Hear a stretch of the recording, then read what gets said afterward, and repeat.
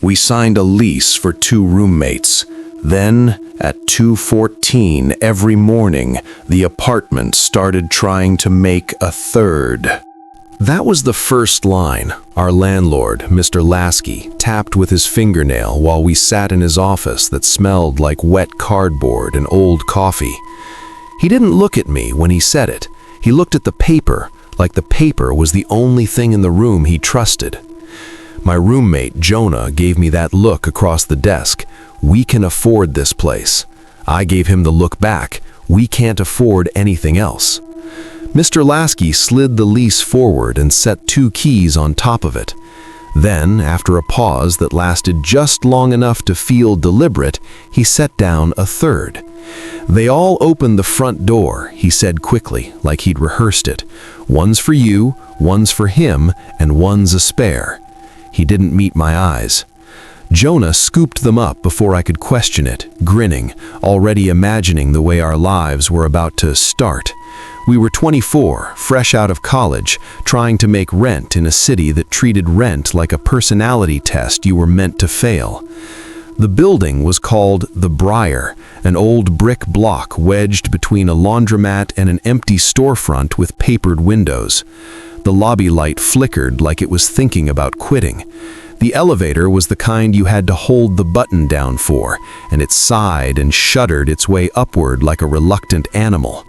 But the apartment itself, Unit 4C, looked almost charming. Hardwood floors with scuffs like memory, tall ceilings, one of those living rooms that felt bigger because the windows were high and the radiators were ancient. There were 2 bedrooms on opposite sides of a narrow hallway, like the apartment was designed for people who loved each other enough to live together, but not enough to share air. Jonah called dibs on the room with the better light. I took the one with the closet that didn't quite close. We moved in on a gray Saturday, hauling boxes while the building watched us in silence. Neighbors' doors stayed shut. No hellos, no curious faces, just the steady, distant sound of something, pipes maybe, moving through the walls. By evening, we had the couch in place, the TV propped on a milk crate, and a pizza box open on the floor like a sacrificial offering. Jonah raised a soda like it was champagne. "To the beginning," he said. I clinked mine against his, "to not dying in this place." We laughed. The building didn't. 1. The third key. The first night, I woke up because I heard Jonah talking. Not loud, not laughing, not on the phone, just talking. The low murmur of someone explaining something to a person who wasn't interrupting. I checked my phone. 2:14 a.m. I lay still, listening, trying to make out words. The sound came from somewhere beyond the hallway, not exactly Jonah's room, not exactly the living room either. It stopped as soon as I moved. When I got up and opened my bedroom door, the hallway was dark and empty. Jonah's door was closed. The living room was shadowy, furniture half unpacked, pizza crusts on a plate. Nothing. The air felt held, like the apartment was listening for what I'd do next. I went back to bed. In the morning, Jonah looked tired in a way he wouldn't admit to. "You sleep okay?" he asked. "Yeah," he said too fast. "Just weird dreams." "Me too." He paused with a mug halfway to his mouth. "Really? Thought I heard you talking." His face tightened for just a second, so quick I almost missed it. "I wasn't," he said. "Must have been the pipes. This place has personality." He smiled like he'd made a joke, but his eyes didn't match. That afternoon, while he was out picking up a shower curtain and I was unpacking my books, I found something in the junk drawer of the kitchen. A small ring of keys, old ones, brass and dull, like they'd been handled by a lot of hands. There were 3 keys on it. Not the same as ours. These were older, heavier, each one tagged with a tiny paper label tucked under clear tape. The labels were handwritten. Front, back, hall. Hall wasn't a door I recognized. We didn't have a back door, and our hallway didn't have a lock. I took them to Jonah when he got home. He stared at them for a long moment, like his brain was trying to place a memory that didn't belong to him. "These weren't in any of my boxes," I said. "Maybe the last tenant left them. There's a key labeled Hall." Jonah laughed, but it sounded forced. "Maybe it's a storage closet. I'll ask Lasky tomorrow," he cut in too quickly. Then he set the keys down on the counter like they were hot. He didn't ask to hold them, didn't flip them over, didn't do what Jonah normally did with anything mysterious, which is poke it until it stopped being mysterious. That night, he locked his bedroom door. I heard the click. The first time we noticed it, it was because Jonah was trying to hang a poster in the hallway. He held it up, stepping back to see if it was straight, and frowned. "Dude," he said, "was this always here?" I came over and stared at what he was staring at. At first, I didn't understand. I saw the beige wall, the slightly peeling paint, the baseboard with a scuff mark where some previous tenant had slammed a vacuum too hard. Then my eyes adjusted and my stomach sank. There was a seam in the wall, vertical, like the outline of a door. The paint over it was newer, just slightly different, like someone had tried to hide it without matching the color exactly. Jonah ran his fingers along the seam. "This is a door." "It wasn't here yesterday," I said automatically.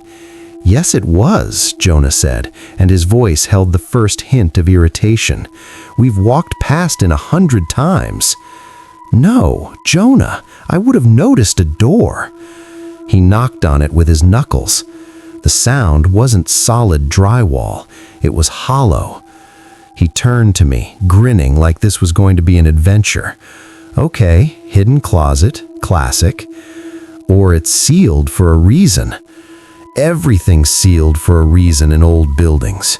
Jonah grabbed a butter knife from the kitchen, wedged it into the seam, and pried. The paint cracked with a sound like dry skin tearing. A faint breath of air seeped out, and with it a smell, stale and sweet, like something left too long in a closed container. Jonah leaned in. "Smells like old attic."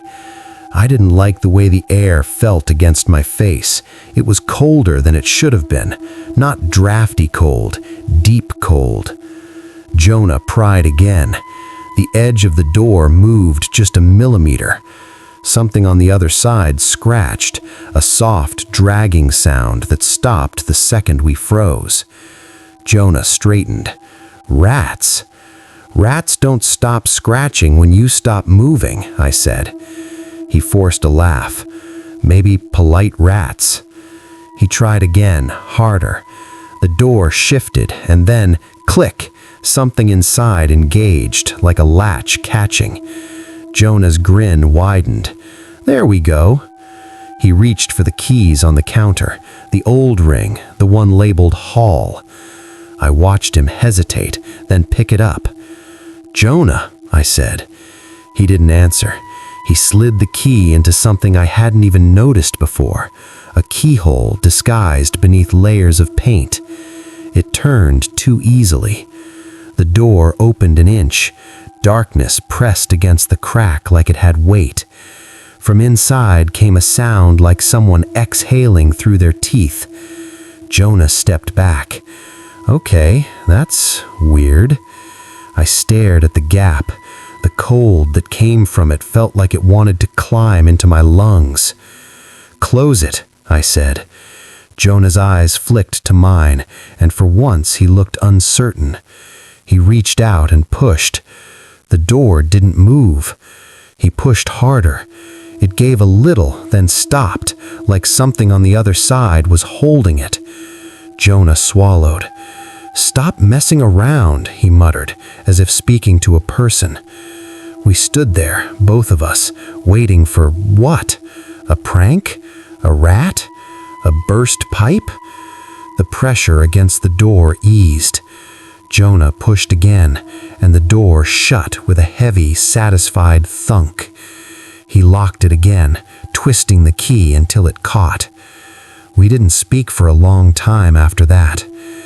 That night, I woke at 2:14 a.m. again. This time, I heard footsteps in the hallway. Slow, bare, like someone walking carefully to avoid creaking boards. Then, softly, so softly it could have been my imagination, someone tried my doorknob. One gentle turn, a pause, another, then nothing. I lay there in the dark, my heart punching at my ribs, staring at the faint outline of my door. I didn't move. I didn't breathe. In the morning, Jonah looked at me like he already knew what I was going to say. "Did you?" I began. He cut me off. I heard it too. We stared at each other, and in that look, we admitted something without saying it. Whatever was in the hall door, it wasn't a closet. It was a place, and it knew we were there. We called Mr. Lasky. He didn't answer.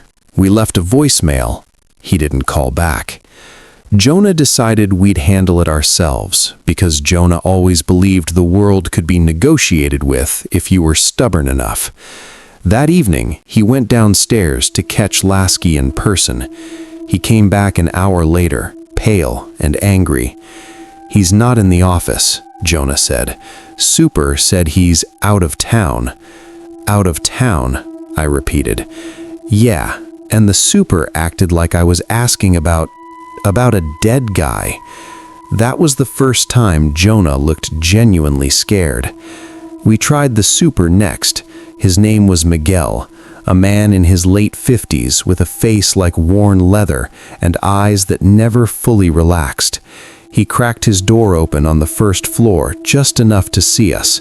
When Jonah asked about the sealed door in our hallway, Miguel's expression changed the way a room changes when someone turns off music. He didn't say, "What door?" like a normal person. He said, "You opened it." Jonah's mouth opened, then closed. Just a little. We shut it. Miguel stared at Jonah's hands, then at mine, like he was checking to see if we'd gotten something on us. "Did you go inside?" he asked. "No," I said quickly. "We didn't." Miguel's shoulders loosened by a fraction. He looked past us, into the corridor behind, as if expecting something to be standing there. Then he leaned closer, voice low. "Listen, you live in 4C?" "Yes," Jonah said. Miguel nodded, like confirming something he already knew. "Two of you?" "Yeah," I said. "Me and Jonah." Miguel's eyes sharpened. "Only two?" Jonah frowned. "What do you mean, only two? It's a two-bedroom." Miguel swallowed. "The Briar, it likes to fill rooms." Jonah barked a laugh, but it died fast when Miguel didn't smile. "What's behind the door?" I asked. Miguel hesitated, then said a sentence that made my skin crawl. "Old hallway." Jonah scoffed. "A hallway to where?" Miguel's gaze flicked up the stairwell, then back, to other doors. "Like an old service corridor?" I asked. Miguel's jaw clenched. "Not service." Jonah stepped forward. "Okay, man, you're freaking us out. Just tell us straight." Miguel looked at Jonah for a long time. Then he said, very carefully, like he was choosing each word out of a minefield, "Don't open it again. Don't talk to it. And if you hear someone in your apartment at night, you do not ask, 'Who's there?'" Jonah's voice cracked slightly. "Why not?" Miguel's lips pressed together. "Because it will answer." He started to close the door. I blurted, "What is it?" Miguel paused, and for the first time his eyes showed something like pity. "It's whatever's missing, and it doesn't like being missing." Then he shut the door. After that, Jonah and I tried to pretend the sealed door didn't exist. We worked, ate, watched TV too loud, left lights on. I started sleeping with my bedroom door locked. Jonah did too. We didn't mention the 2:14 a.m. time anymore. We both knew. The third key sat in a bowl by the door with the other two, and I hated it. It looked like it belonged there, like the apartment wanted it displayed. A week passed without incident. Then I came home from work and found a sticky note on the fridge. Don't let him in. No name, no explanation.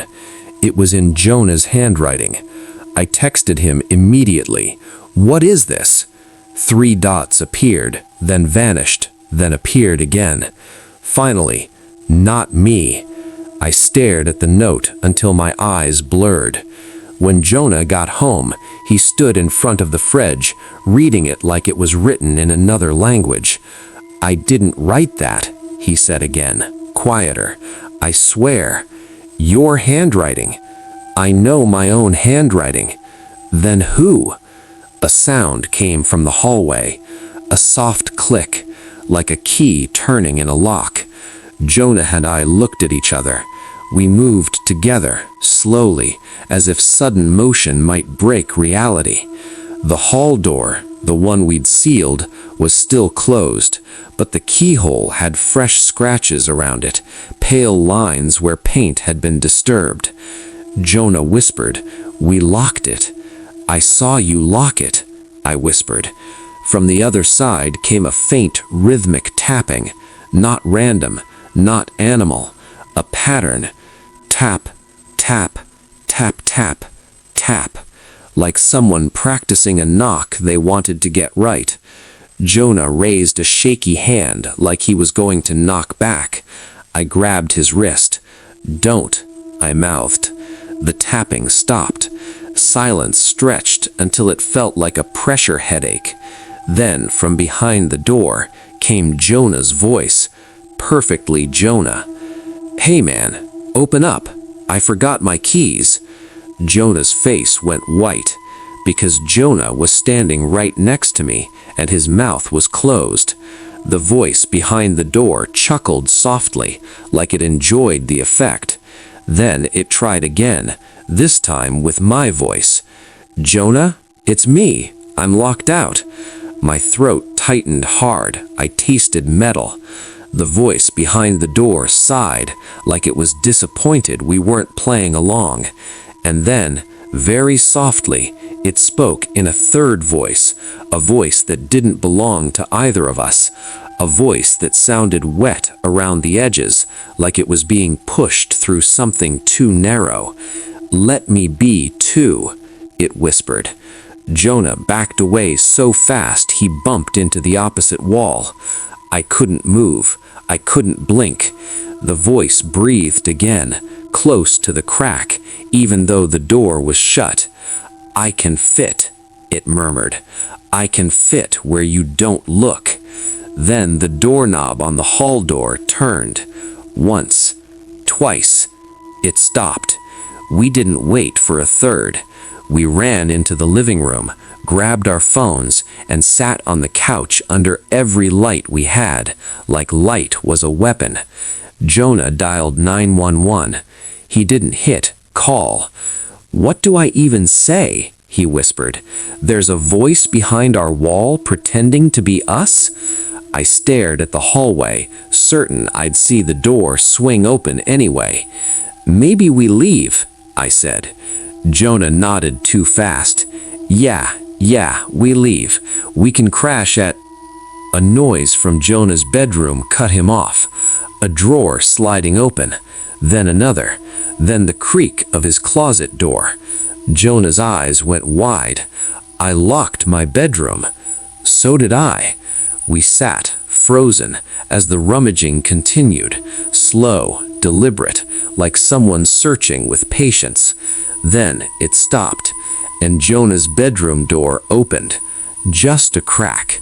Darkness inside shifted, thick and heavy. From that crack came Jonah's voice, again, soft and coaxing. "Don't be mad. I'm just trying things on." The bedroom door opened wider. A shape moved in the darkness, tall enough to brush the top of the doorframe. It didn't step into the light. It just leaned forward, like it was learning how far it could go. Jonah made a sound I'd never heard from him, small, like a child trying not to cry. I grabbed the nearest thing, a lamp, and held it like a club. The shape in Jonah's doorway tilted its head. Then it smiled. I didn't see teeth. I saw the suggestion of teeth, like a drawing someone had erased and redrawn too many times. It whispered, almost tenderly, "Two roommates."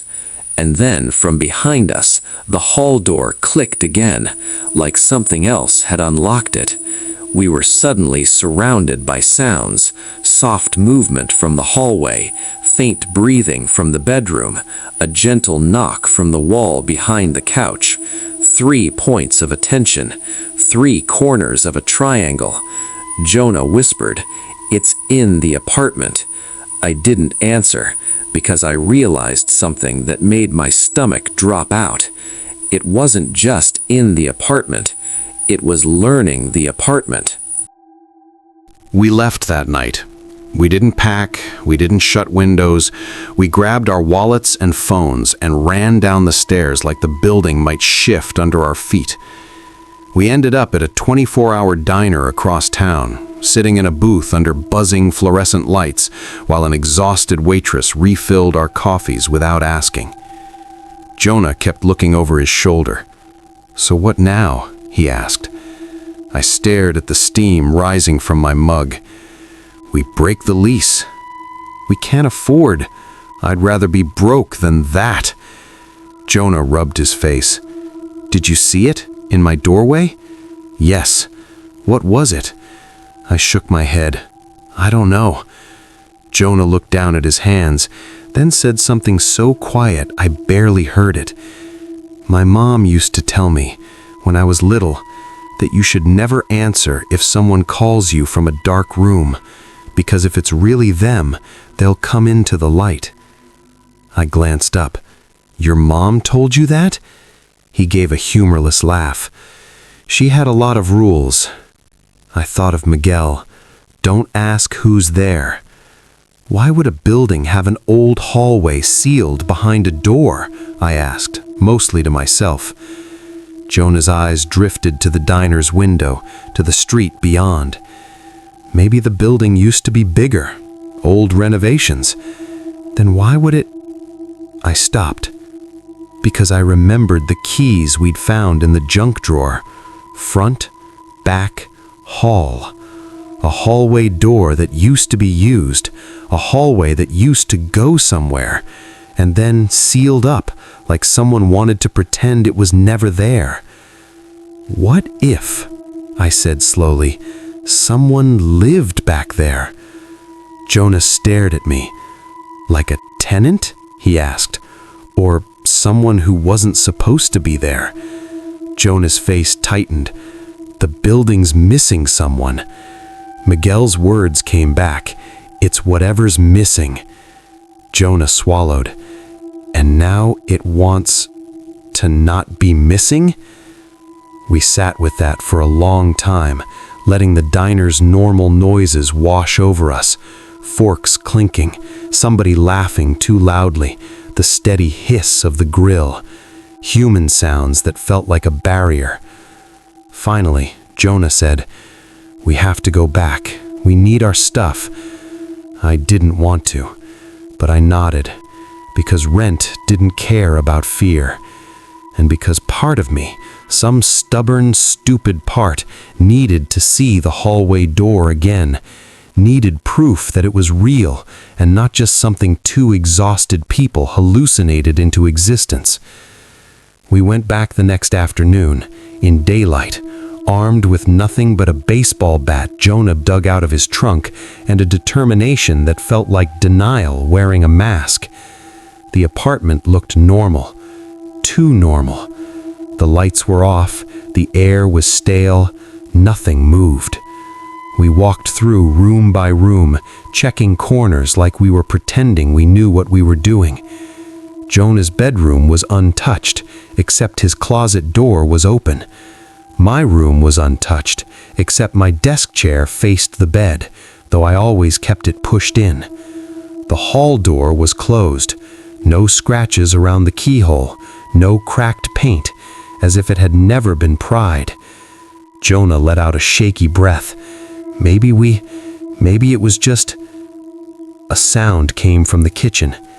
Paper sliding.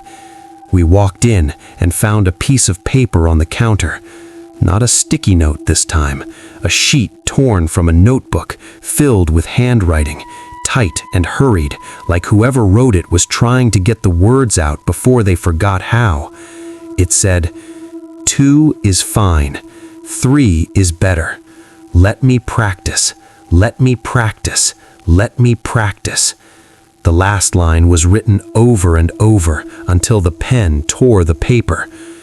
Jonah's hands shook as he picked it up. "That's your handwriting," I said. He looked at me, eyes wet and wet. "No," he whispered. "No, that's yours." I stared. It was. It wasn't just similar. It was my cramped capital letters, the way I looped my R too high. I felt dizzy. "It can write like us," Jonah said. Or, my voice caught, or one of us wrote it and doesn't remember. Jonah didn't answer, because that possibility was worse. If the thing behind the hall door could mimic our voices, our handwriting, what else could it mimic? How far could it get before we noticed? And then I remembered Jonah saying he had weird dreams. I remembered waking to his voice murmuring in the night. I remembered the way he hesitated when I showed him the keys, like he'd seen them before, like he'd already been introduced. "Jonah," I said carefully, "have you ever woken up somewhere in the apartment and not remembered moving?" He stared at me too long. Then, reluctantly, he nodded. "Twice." My stomach lurched. "Where?" "In the hallway," he said, "right in front of that door." I felt my throat go tight. "Doing what?" Jonah swallowed. "Holding the third key."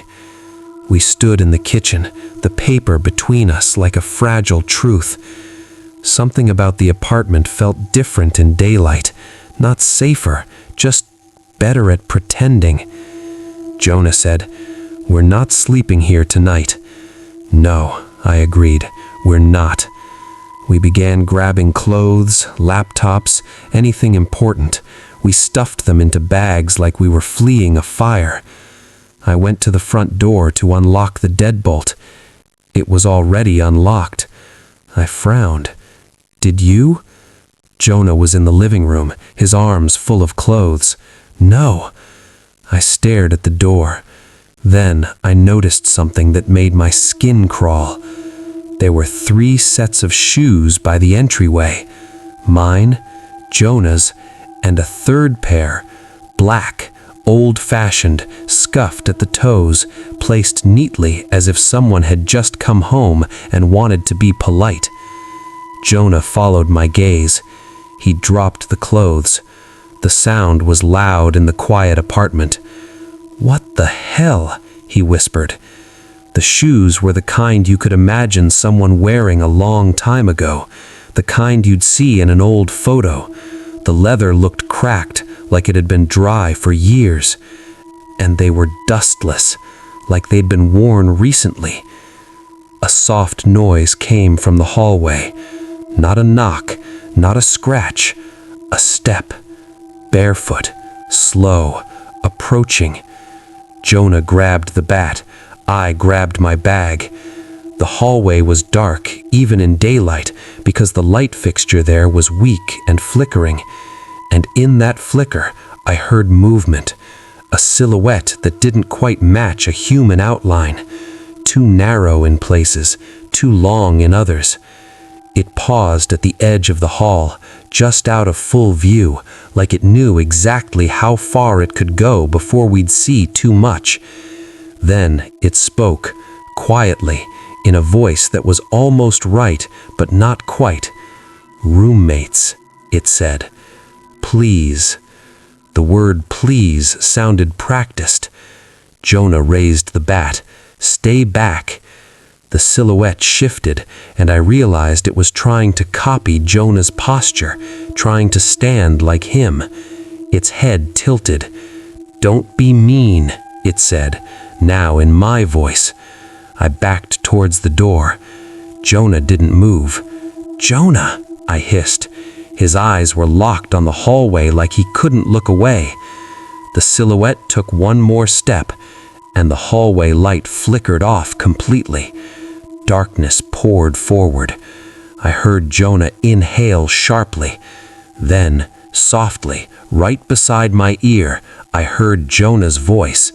But Jonah was across the room. Don't leave me here, the voice whispered. My blood went cold, because it wasn't coming from the hallway. It was coming from behind me, in the entryway, right where the third pair of shoes waited. I spun, swinging my bag like a weapon.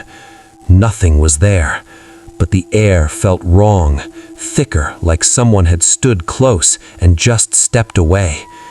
The front door creaked, not from wind, from a hand. Something unseen was pulling it shut, slowly, carefully, as if it wanted to close us back inside without startling us. Jonah moved then, finally, lunging towards the door. He slammed his hand against it, pushing it open with all his weight. Light and noise from the stairwell flooded in like salvation. We ran. We didn't stop until we were outside, on the street, gulping air that smelled like exhaust and normal life. Jonah looked back up at the 4th floor, at our window. A shape moved behind the glass, not waving, not watching, practicing.